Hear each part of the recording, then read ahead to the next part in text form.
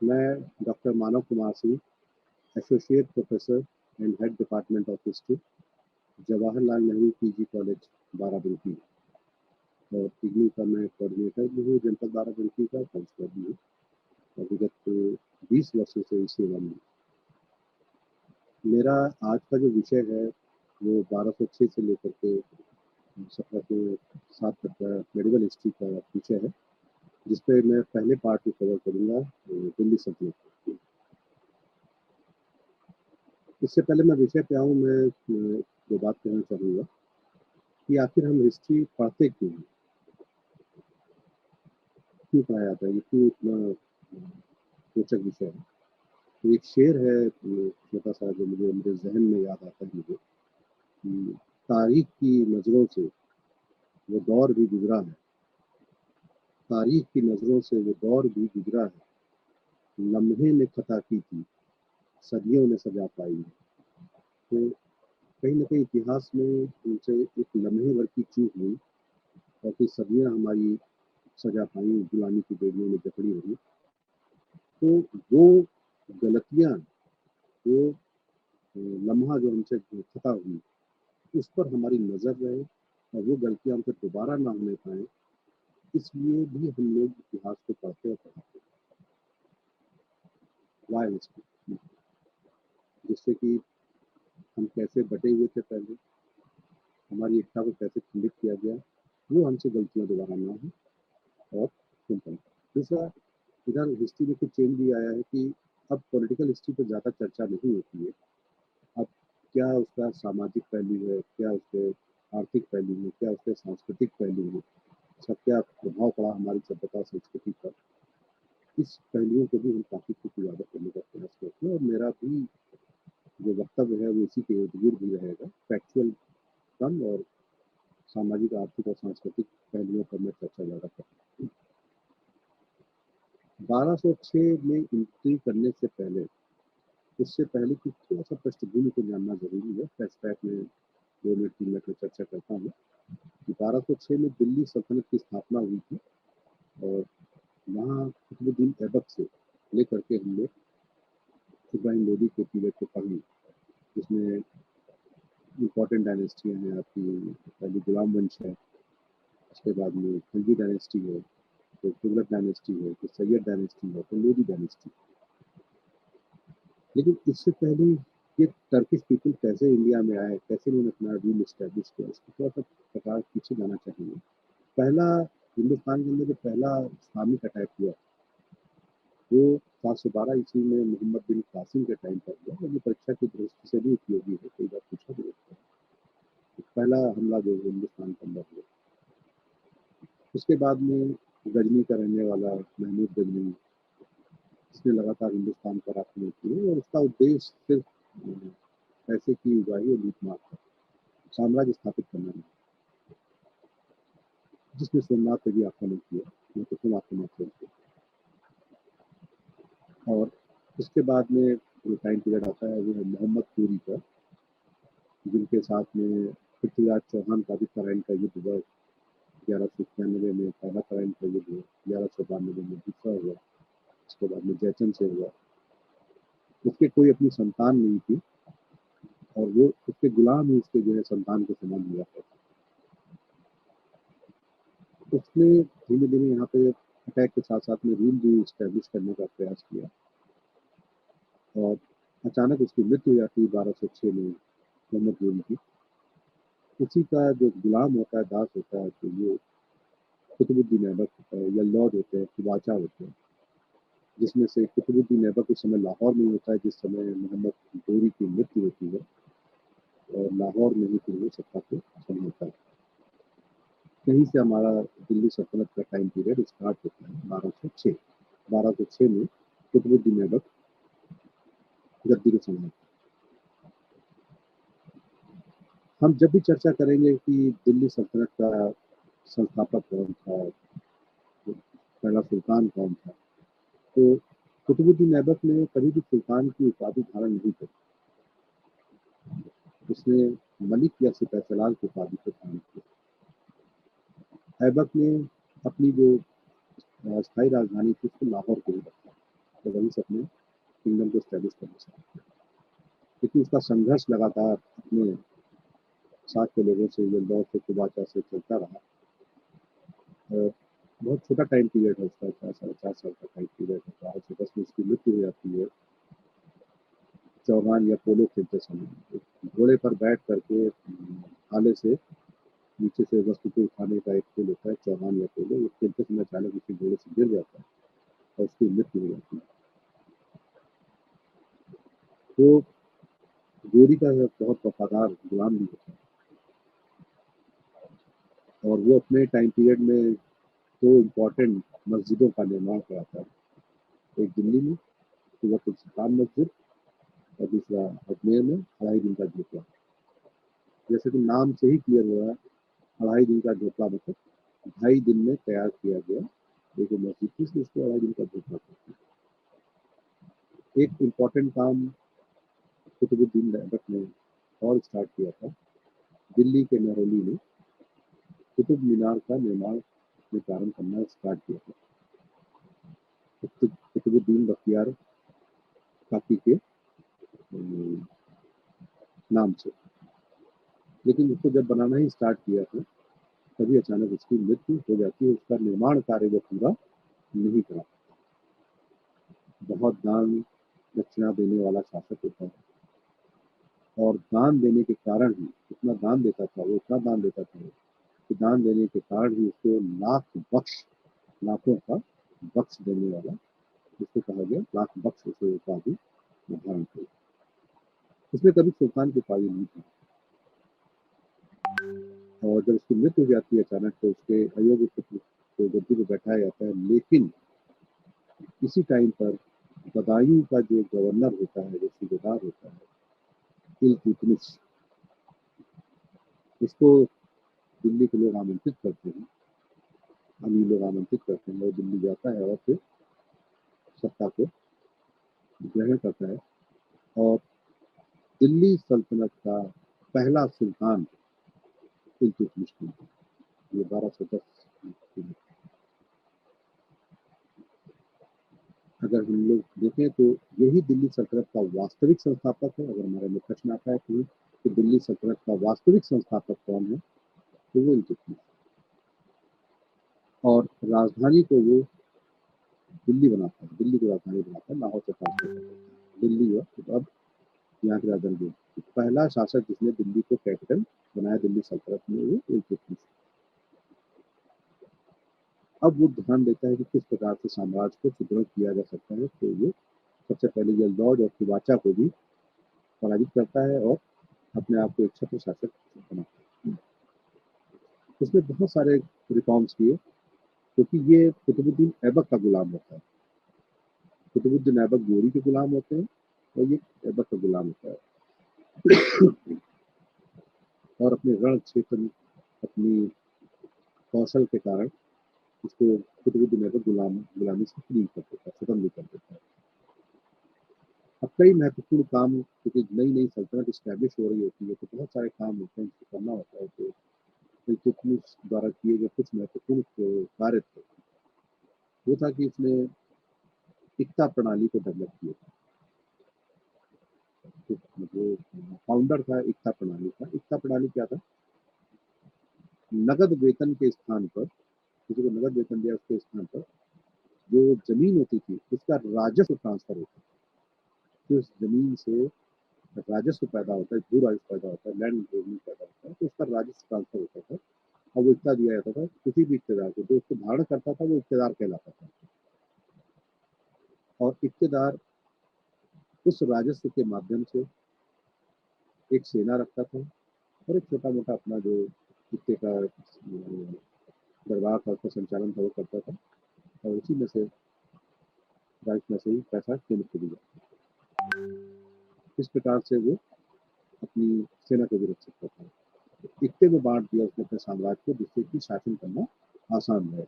इक्तेदारों की जवाबदेही अपने अपने इक्ते के प्रति रहती थी, तो ये ट्रांसफरेबल होती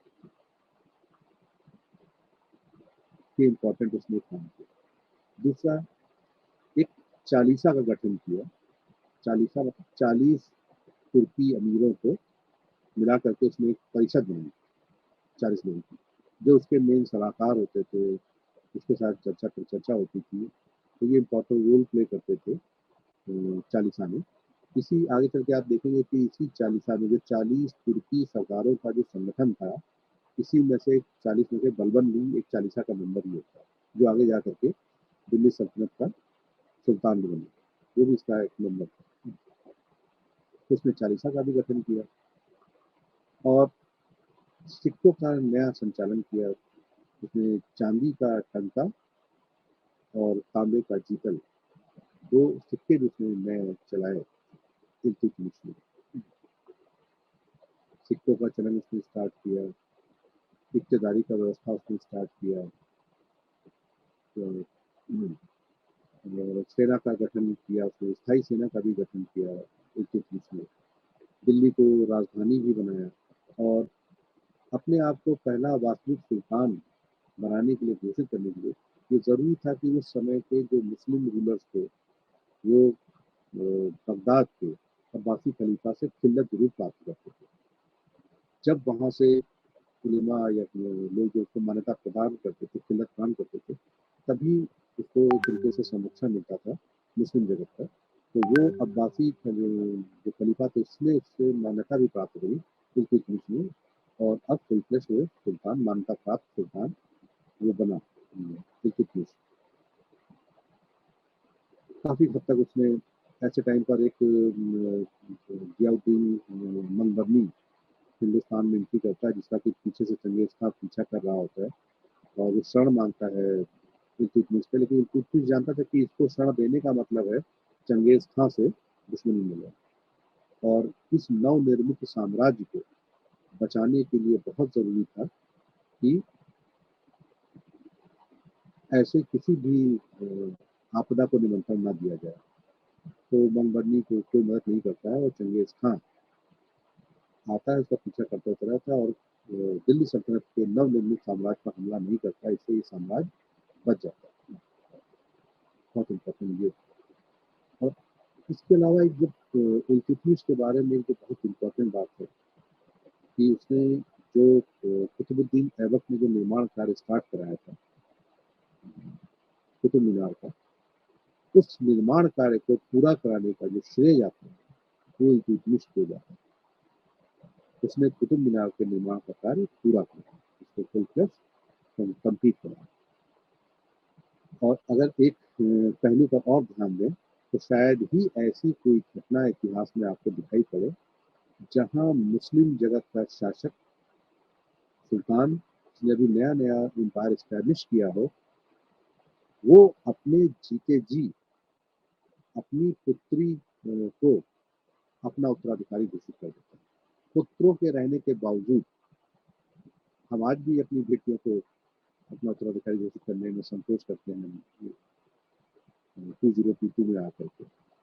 लेकिन उस एरा में इल्तुतमिश ने कितना बड़ा स्टेप उठाया कि अपने पुत्र के होने के बावजूद एक योग्य उत्तराधिकारी, दिल्ली सल्तनत के लिए योग्य उत्तराधिकारी, भले वो महिला थी, रज़िया, रज़िया को अपने जीते जी अपना उत्तराधिकारी घोषित करना, ये भी एक बहुत ही मिरेकल था उस समय के ज़माने।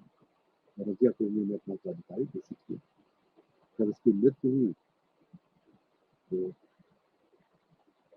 प्रयास किया गया उसको दिल में फिरोज़ को गद्दी पे बैठाने का, लेकिन एक और बड़ी ऐतिहासिक घटना घटित होती है कि दिल्ली की जनता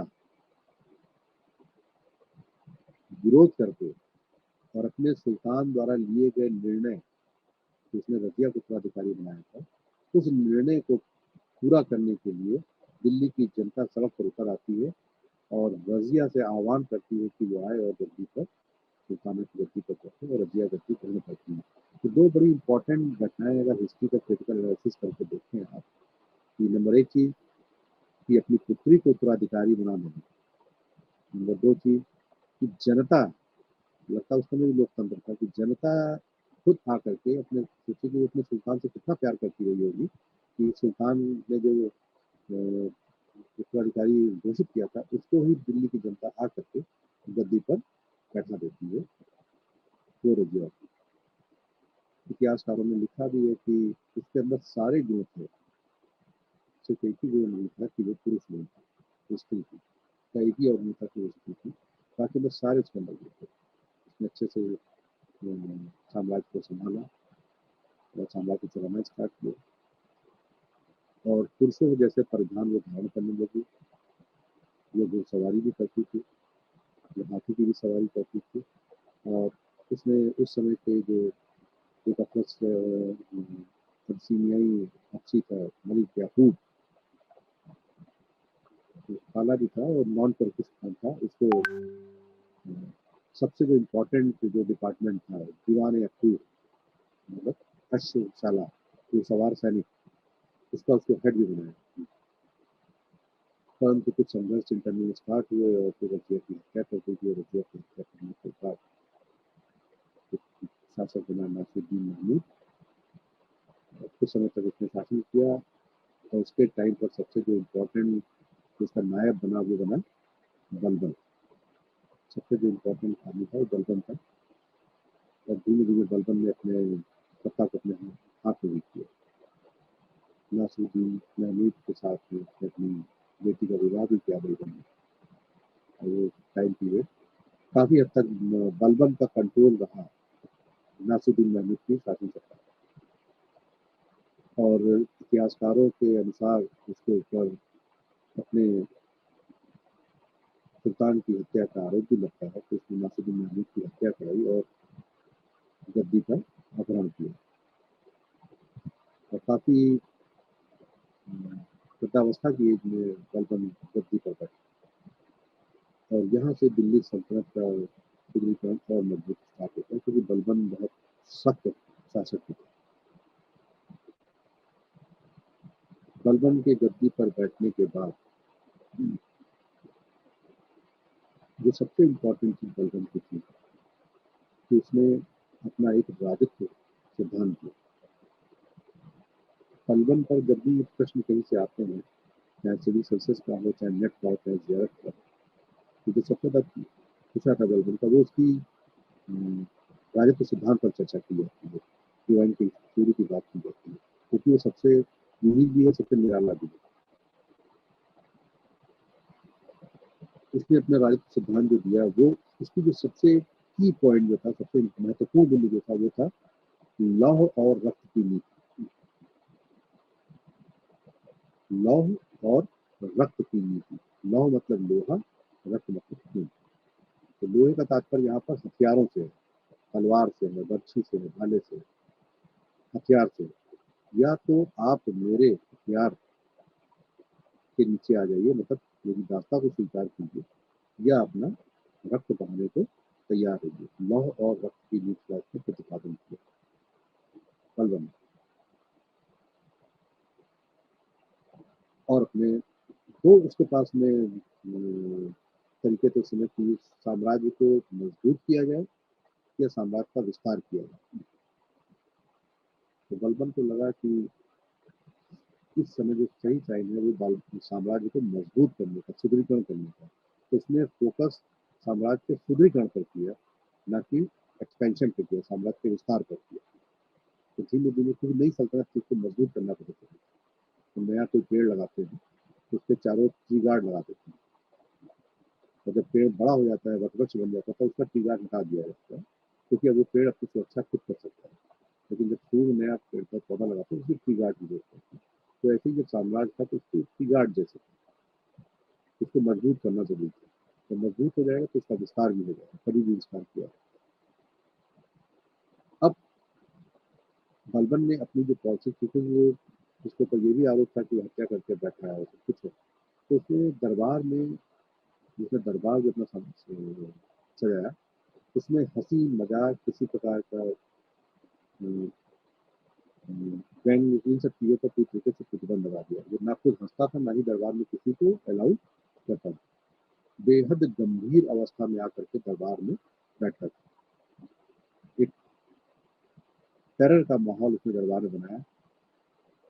वो जरूरी भी था, उस समय से जरूरी था, क्योंकि कहीं ना कहीं चालीसा जो था वो कहीं मजबूत था, क्योंकि बलबन खुद भी चालीसा का नंबर था। वो जानता था कि ज्यादा मेल मिलाप हो, चीज़ें बिगड़ सकती हैं। और सबसे पहला जो काम उसने किया गद्दी पर बैठने के काम, तो चालीसा का दमन किया। तो ये 40 तुर्की सरदारों का जो समूह था, जिसमें तो वो खुद भी था, एक 39 बचे, तो उसका सबसे पहले उसने दमन किया पूरी तरीके से और चालीसा को खत्म कर दिया। क्योंकि वो जानता था कि यही लोग शासक को बना सकते हैं, गिरा सकते हैं। तो ऐसी किसी संस्था को रहने देना नहीं चाहता। चालीसा का दमन कर दिया और नौरोज मनाने की प्रथा को उसने स्टार्ट कर दिया। नौरोज दरबार के अंदर हंसी मजाक एकदम प्रोवोकेट कर दिया। गंभीरता का माहौल ये पूरे दरबार के अंदर बना करके रखता था। कोई भी उसके दरबार में जो मिलने आता था, तो जो दरबारी लोग थे, उसके लिए उसने अपने दरबार में सजदा और पायबूस दो चीजें लागू कर दी। सजदा, तो हम लोग जैसे कहते हैं सजदे सजदे करते, तो उसको झुक करके ऐसे बैठ करके अपना माथा जमीन पर रखना करके उसको सजदा बोलते हैं।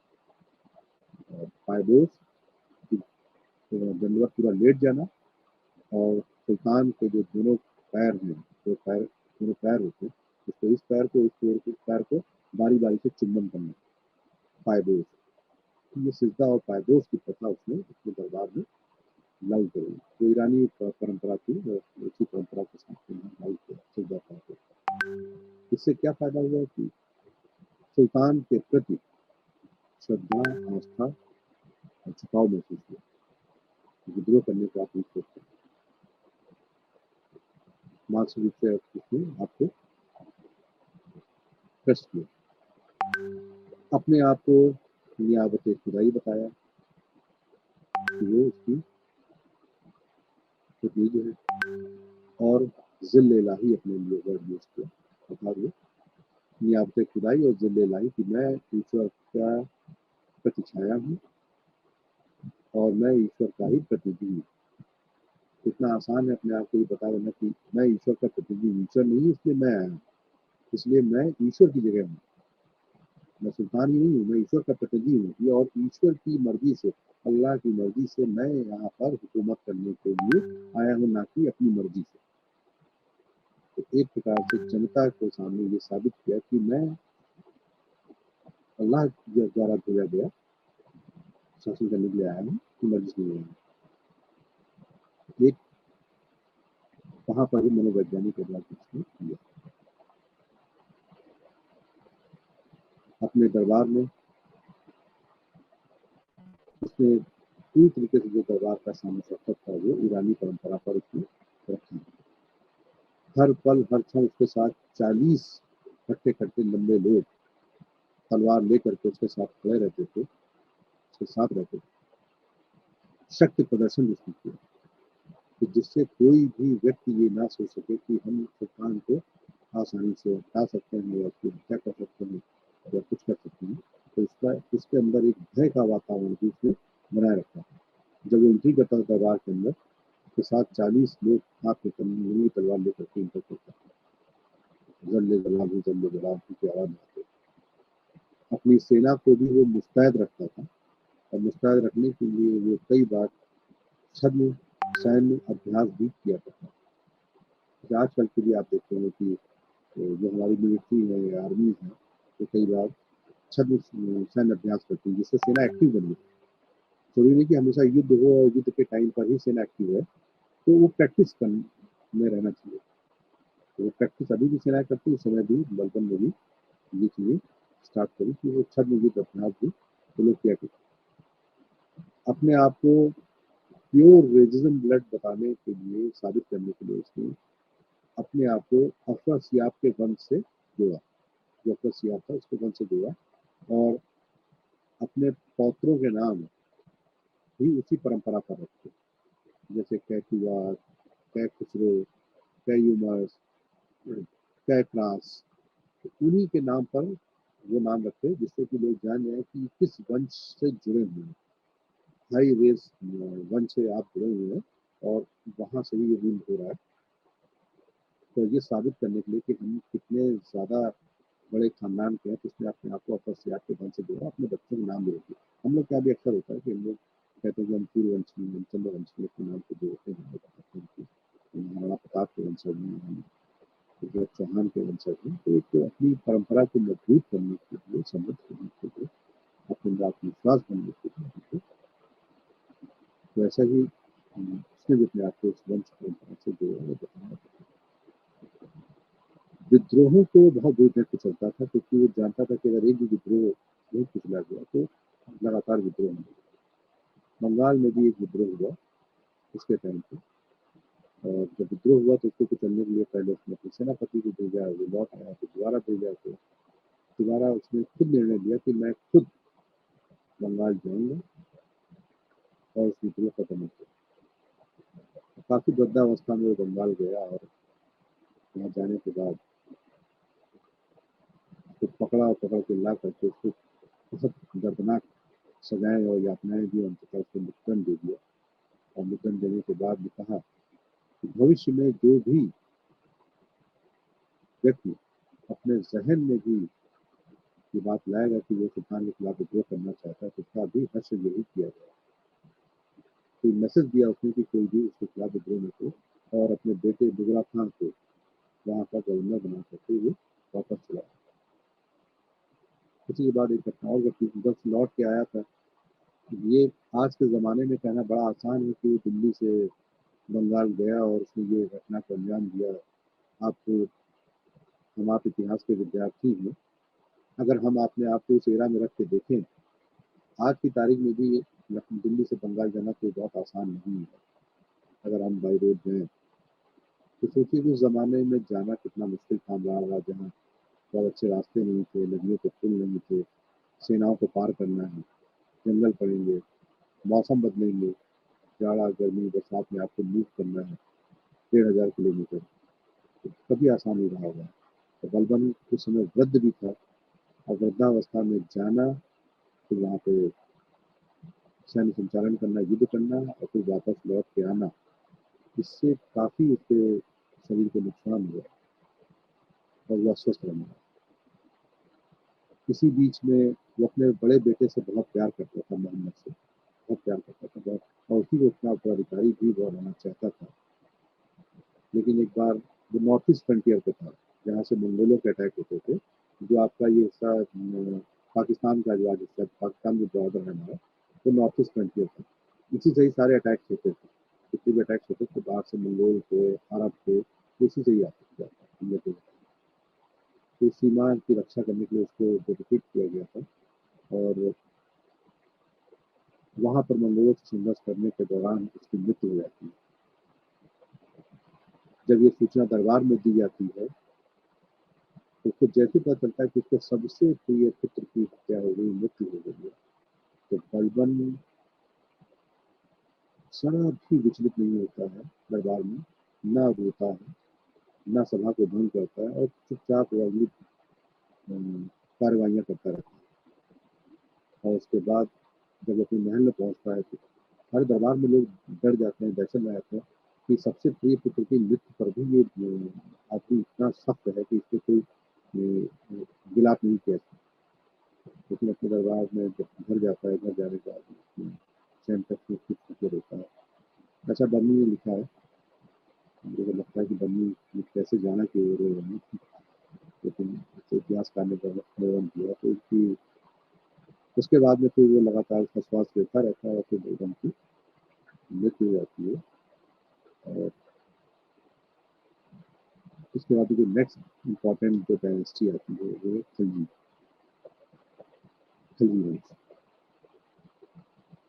इसको खिलजी क्रांति भी कहते हैं, क्योंकि अभी तक ये जो लोग थे, ये टर्किश पीपल थे। खिलजी के बारे में कहा जाता है कि वो थे तो टर्की, लेकिन अफगानिस्तान में आके रहने से लंबे समय से, और वहाँ पे उनके पास मैरिजेस होने से, अफगानियों के साथ शादी होने से, ये प्योर टर्किश नहीं रह गए थे।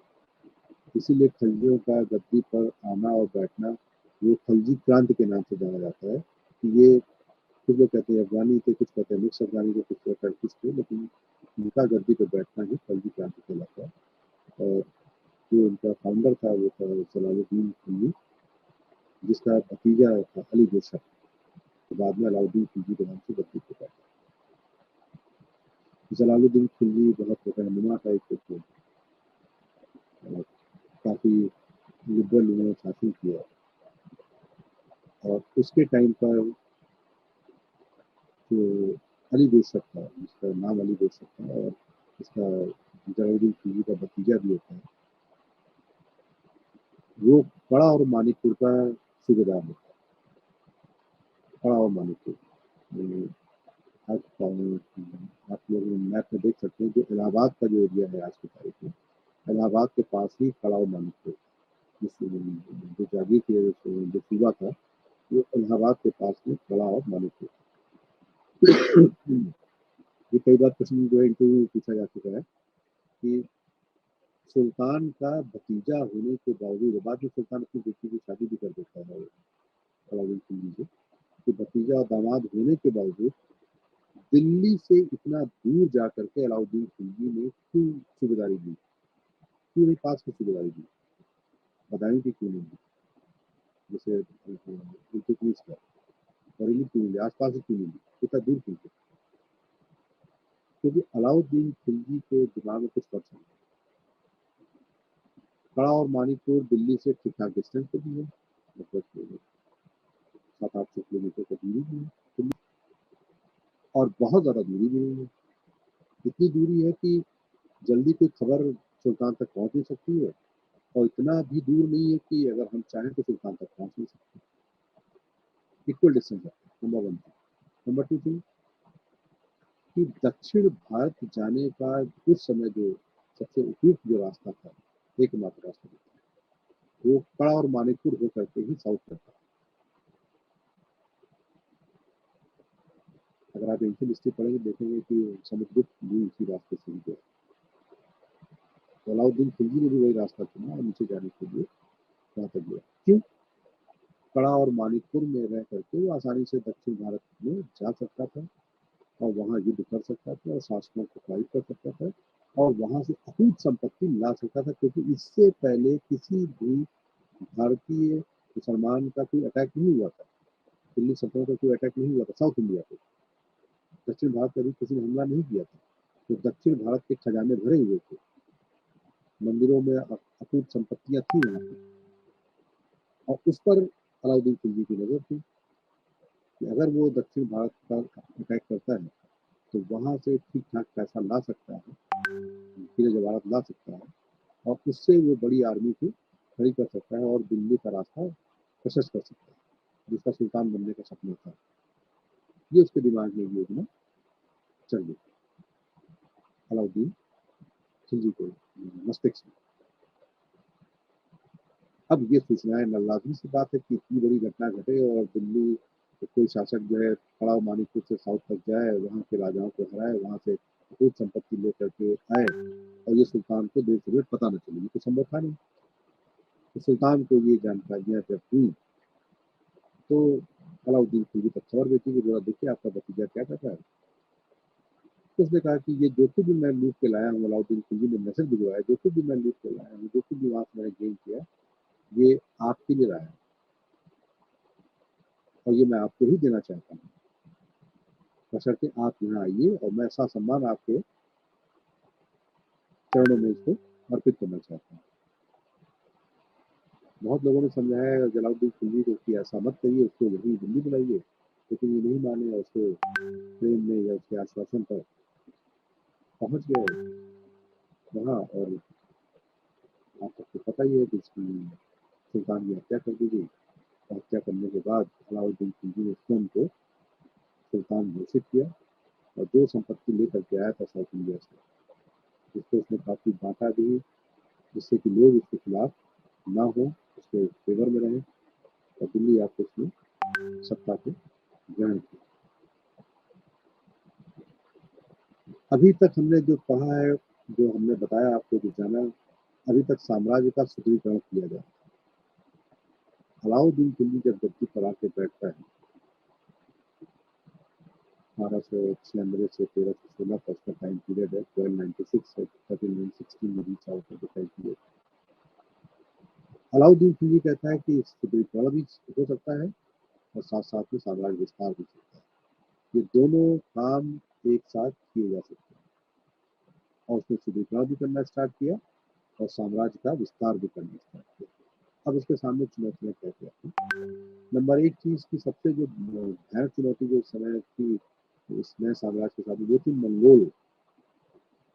चाइना के ऊपर जो रहने वाले जो मंगोलाइड लोग थे, वो समय-समय पर हमला करते रहते थे और आते थे, लूट-मार करते थे, सर कलम करते थे, भयंकर दरिंदगी करते थे और उसके बाद में चले जाया करते थे।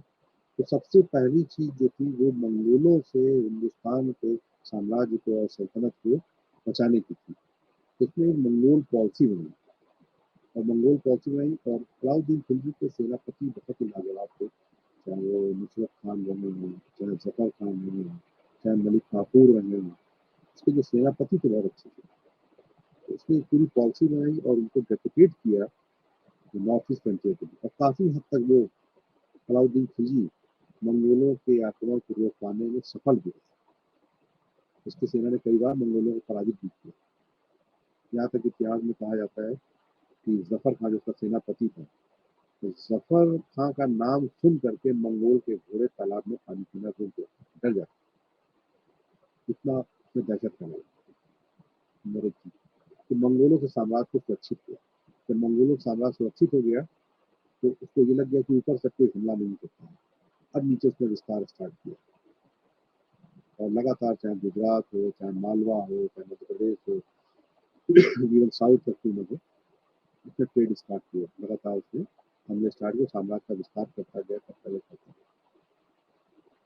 ऐसे में ही खंबात के एक अभियान के दौरान एक भारतीय मुसलमान से मुस्लिम में कन्वर्ट हुए, एक हिजड़े थे, जिसका नाम मलिक काफूर था। उसको नुसरत खान ले आते हैं और उसको 1000 दिनार ही दिखाया जाता है, उसको 1000 दिनार में खरीदा गया था और ला करके उसको अपनी सेना में भर्ती करते हैं। यही मलिक काफूर था जिसने कि आगे चल करके अलाउद्दीन खिलजी के साम्राज्य को बहुत मजबूत भी किया। उसका सबसे विश्वसनीय आदमी भी था वो, मलिक काफूर। खंबात से लेकर के आया था उसको, गुजरात के खंबात से लेकर। जब जब उसने साम्राज्य को स्टैब्लिश कर दिया, मंगोलों के लिए उसको भारी सेना की जरूरत थी। मंगोलों से लड़ने के लिए कोई छोटी-मोटी सेना की तो आवश्यकता थी नहीं। तो भारी सेना का भी उसने प्रबंध किया और जो सेना प्रबंध किया, तो उसकी सैलरी कैश में देना स्टार्ट किया, नंबर 1। दूसरा, उसने दूसरी चीज़ सोची कि ये विद्रोह क्यों होते हैं? लगातार विद्रोह होते रहते हैं। नंबर 1 चीज़ उसने मंगोलों को रोका। एक एक उसने समस्या का समाधान किया। नंबर 2 चीज़ उसने सोचा कि लगातार विद्रोह क्यों होते रहते हैं? क्यों? और विद्रोह में क्या है कि आपका अगर ध्यान लगातार विद्रोह में ही लगा रहेगा, तो अपने साम्राज्य का सुदृढ़ीकरण कैसे करेंगे? साम्राज्य का विस्तार कैसे करेंगे? तो इसके लिए ज़रूरी था कि वो विद्रोह को एक कारण पता किया जाए। अक्सर शासक क्या करते हैं, विद्रोह होते हैं, तो क्रश कर देते, विद्रोह होते हैं, तो क्रश कर देते हैं। लेकिन ऐसे तो कभी खत्म नहीं होगा, आज यहाँ विद्रोह होगा, तो कल यहाँ होगा, परसों यहाँ होगा। तो उसके इसका कारण पता करो कि विद्रोह होते क्यों हैं। उसका जो सबसे अच्छा मित्र और जो सलाहकार था, वो अलाउल मुल्क जो कोतवाल था, वो उसका अच्छा मित्र भी था, अच्छा सलाहकार भी था। उसने चर्चा पर चर्चा की तो उसकी 3-4 चीज़ें समझ में आईं और उसने उसको लागू किया कि नंबर 1 चीज़ पैसा, कि धन अगर होगा, तो आदमी धन का प्रदर्शन ज़रूर करेगा और उस समय धन का प्रदर्शन करने का बहुत बड़ा माध्यम था वो सेना रखना और शक्ति बढ़ाना और कुछ कृषि शक्ति को चुनौती देना। तो उसने कहा कि जब धन ही नहीं रहेगा, तो लोग कैसे विद्रोह के बारे में सोचेंगे, सेना के बारे में सोचेंगे। तो उसने सबसे पहले उस धन को निकलवाने का प्रयास किया।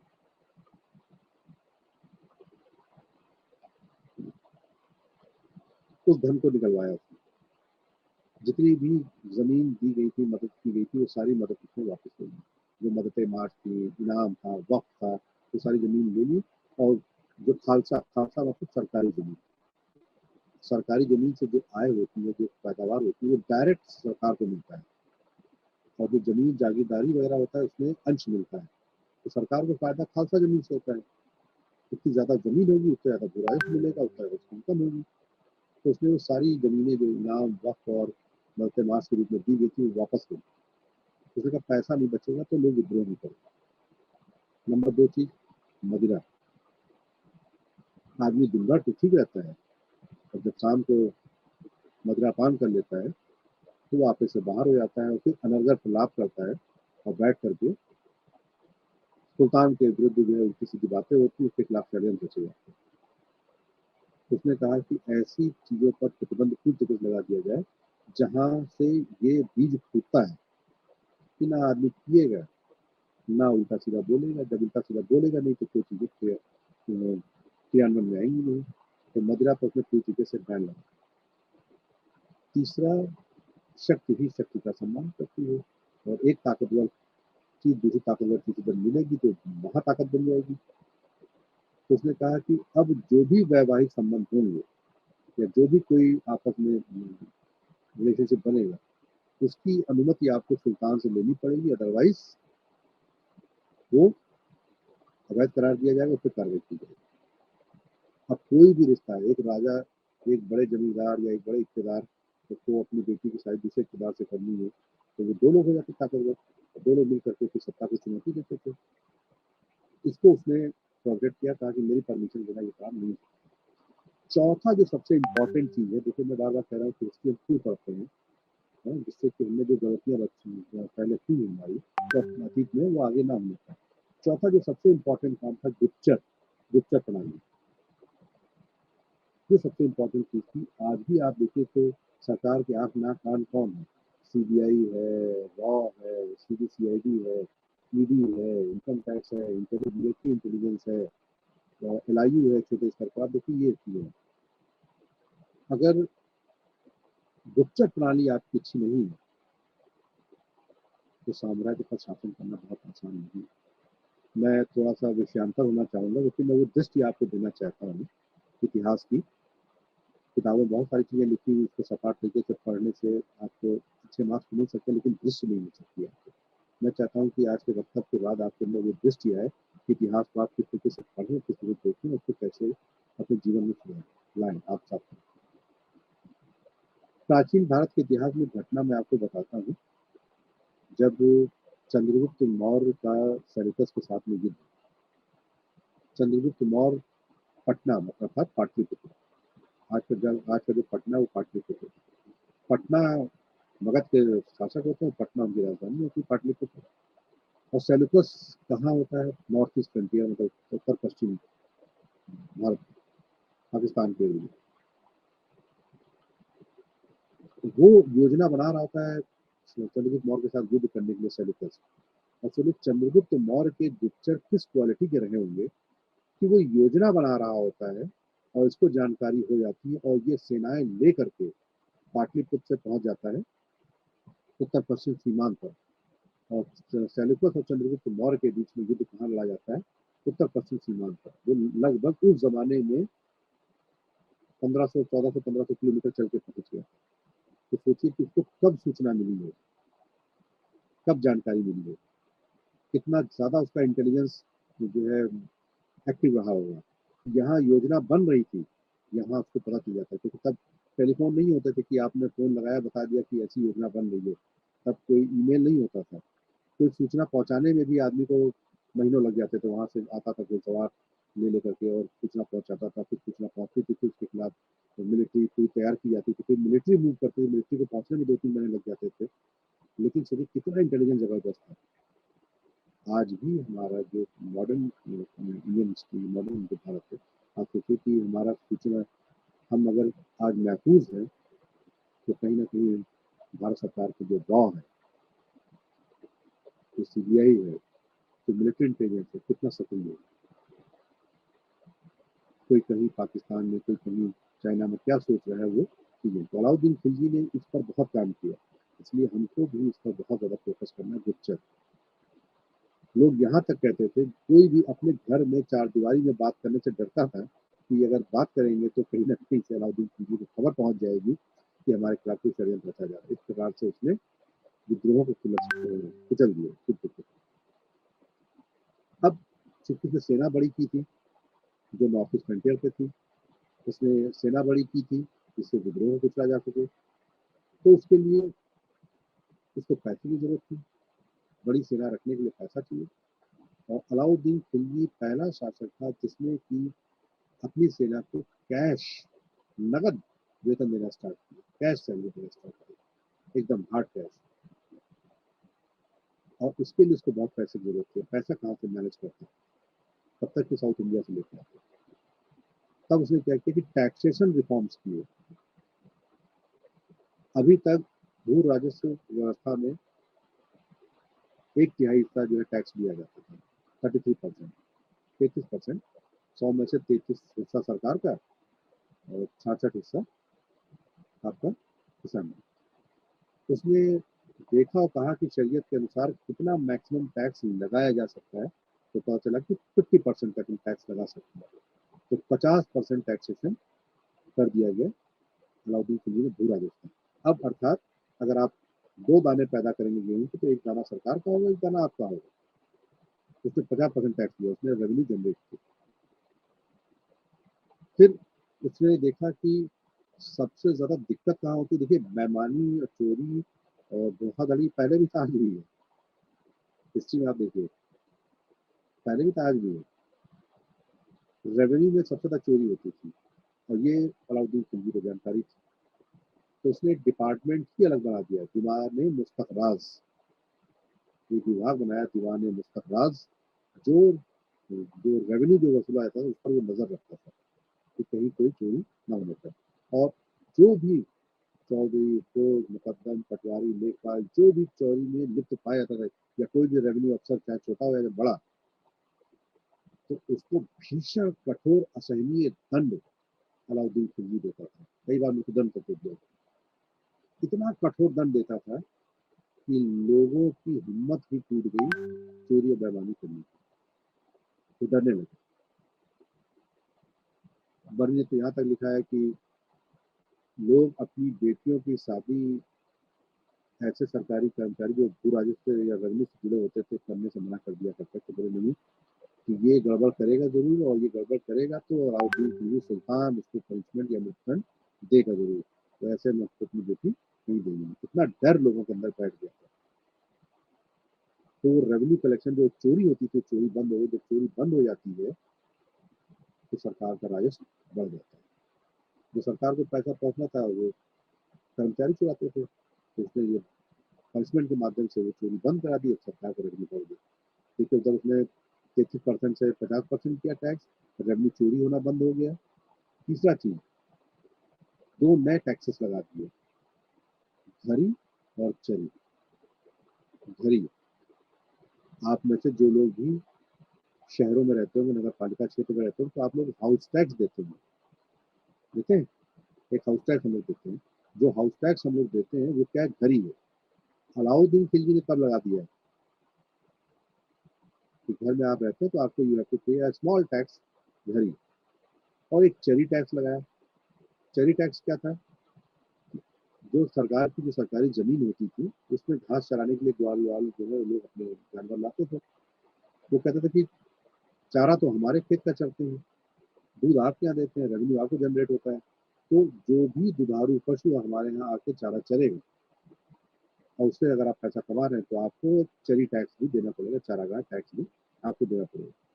तो घरी और चरी टैक्स, इस प्रकार से उसने कहते जो इनकम यहाँ तक थी उसको हमको बढ़ा दो, इनकम को रेवेन्यू जनरेट कर दो। अब इनकम ज्यादा होगी उसके पास। जब इनकम ज्यादा हुई तो सेनाओं को रखने में आसानी हुई। अब सेना का जो वेतन ज्यादा जाता था, उसने कहा कि वेतन को हम कम कर देंगे। और वेतन को हम कम कर देंगे तो इससे क्या फायदा होगा कि कम वेतन पे सैनिक काम करेगा, और हमारा जो रेवेन्यू, जो हमारा पैसा है, खजाना है, उससे हमारा पैसा भी कम कम जाएगा। लेकिन सेना कम वेतन पे क्यों काम करेगी, अपनी जान भी जोखिम में डाले, युद्ध भी करे, घर परिवार छोड़ के भी जाए, और वेतन भी कम मिले। तो इसके लिए उसने जो लॉन्च किया, वो किया मार्केट पॉलिसी। अलाउद्दीन खिलजी ने मार्केट पॉलिसी को लॉन्च किया। तो दिल्ली दिल्ली के आसपास में था, सिर्फ सैनिकों के नहीं था, इसमें आम नागरिकों को भी फायदा था, लेकिन उद्देश्य बेसिकली यही था। अब बहुत से बच्चे हमसे पूछते हैं कि सर ये मार्केट पॉलिसी क्या थी, बाजार नियंत्रण नीति क्या थी, इसको बहुत अगर सतही स्तर से समझना हो, सरल शब्दों में समझना हो, तो हमने कहा हिस्ट्री को आप सब तरफ से देखिए, सिर्फ किताबों से मत देखिए, अपने इर्द गिर्द भी देखिए।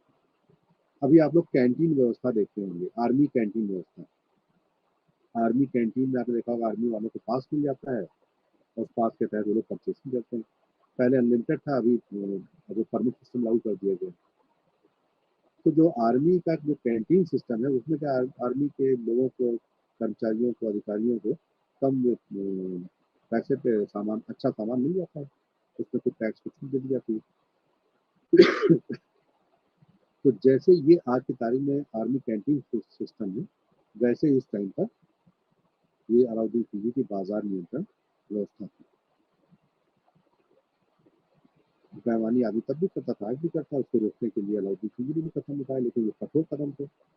पहले लोग क्या करते थे, घोड़ा नहीं रखते रहते थे अपने पास में, लेकिन जब सैलरी बढ़ने का नंबर आता था, जब उसकी पहचान कराई जाती थी कि हाँ किसके पास घोड़ा है कि नहीं है, तो किसी का घोड़ा उधार मांग लेते तो उसको 5 टंका 10 टंका दे दिया करते थे, और घोड़ा लेकर के पहुंच जाते थे और कहते थे कि हाँ ये घोड़ा है और ये मैं हूँ, मेरा नाम ये है, भले चाहे वो खुद ना हो, पिताजी की जगह चले जाए, और घोड़ा दिखा करके सैलरी लेते थे।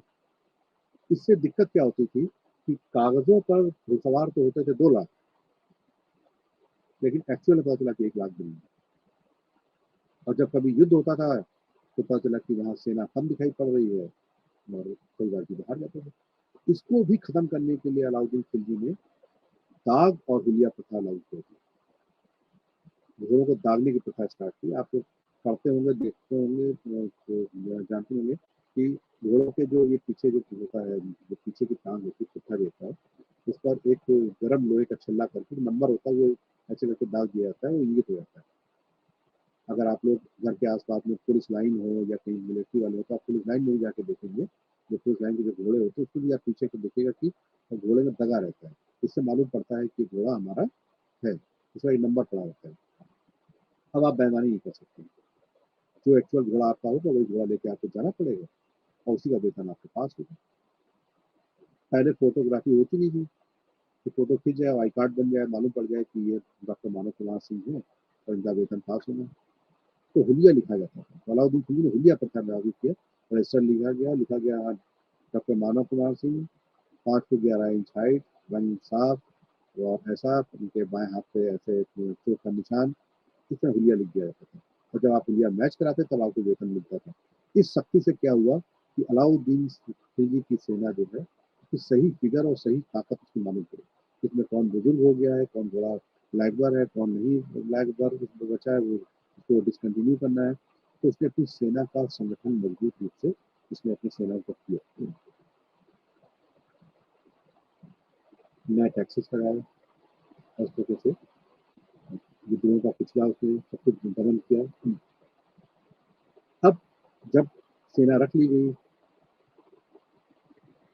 सेना का बाजार नियंत्रण नीति लागू करी गई, जिससे कि आसानी के साथ उनको वेतन दिया जा सके, उनको कम सैलरी दी जा सके और कम सैलरी में भी उनका सर्वाइवल आसानी के साथ हो जाए और उसमें भी उनकी बचत हो जाए। तो इसके लिए उसने एक बाजार का उसने खाका तैयार किया और ये बड़ी ऐतिहासिक घटना है। मार्केट पॉलिसी अलाउद्दीन खिलजी की बहुत ही ऐतिहासिक घटना भी है और बड़ी इम्पोर्टेंट भी है। उसने उसके लिए अलग अलग मंडियाँ बनाई। एक मंडी उसने कपड़ों की अलग बनाई, आम सामान की अलग बनाई, सराय अदल बनाई और जानवरों की गुलामी की अलग मंडी बनाई। और उसने मंडी के शाहनाई मंडी नियुक्त किए, जो अधिकारी उसके होते थे, शाहनाई मंडी, जो मंडी पर नजर रखते थे उसकी आपूर्ति और उसका वो। अब कोई आदमी महंगा सामान खरीद ले जा करके, और ऐसा नहीं था, उसकी परमिट बना दी जाए महंगा सामान की, आपको कितनी जरूरत है उसका एक परमिट बना होता था, उस परमिट के अनुसार ही आपको इतना सामान मिलता था।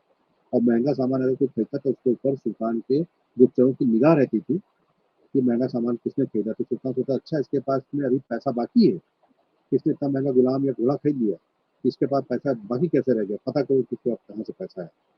तो सुल्तान के गुप्तचर सक्रिय होकर पता करते थे कि इसने इतना महंगा गुलाम कहाँ से खरीद लिया। और बड़े मिनिमम प्राइस पर गेहूँ, आटा, दाल, चावल, घी, तेल, कपड़ा सब कुछ उसको उनको मिलता था, उससे वो लोग लेते थे और उसकी आपूर्ति हमेशा सही से बनी रहती थी, उसको लिखने का अलग डिपार्टमेंट नहीं बनाते थे हिंदुस्तान में। तो उसकी पूरी आपूर्ति को देखते थे वो लोग।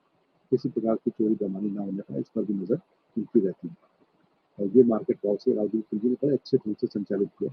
कोई भी आदमी कभी भी उसमें बेईमानी नहीं कर पाता था क्योंकि लगातार गुप्तचर थे, बरीद जो इनके थे, मुलियान, बरीद मतलब गुप्तचर, इनके लगातार लगे रहते थे। अगर कहीं से खबर आती थी कि फलाने दुकानदार ने हमको कम तौल पे सामान दिया है और वो फरियादी अगर पहुंच जाता था सुल्तान के पास में, तो ऐसा नहीं सुल्तान उस दुकानदार को बुलाता था, पनिश कर देता था।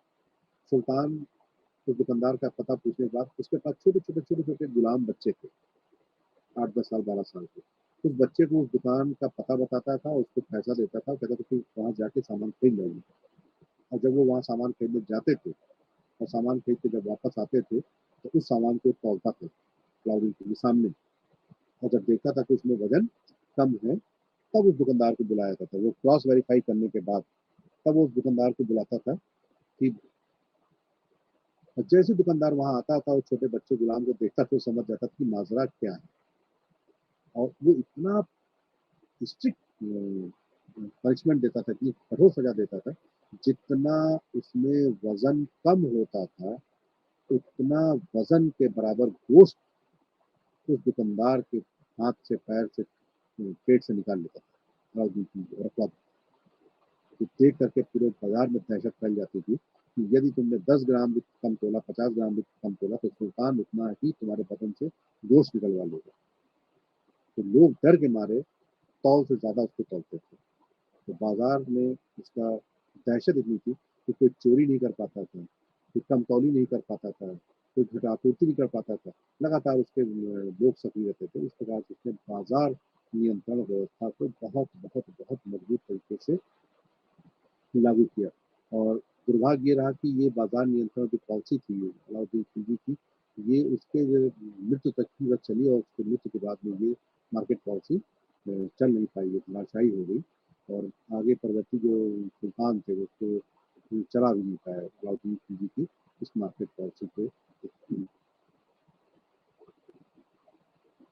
इस प्रकार से अगर आप अलाउद्दीन खिलजी देखो उसने अपने साम्राज्य का विस्तार भी किया,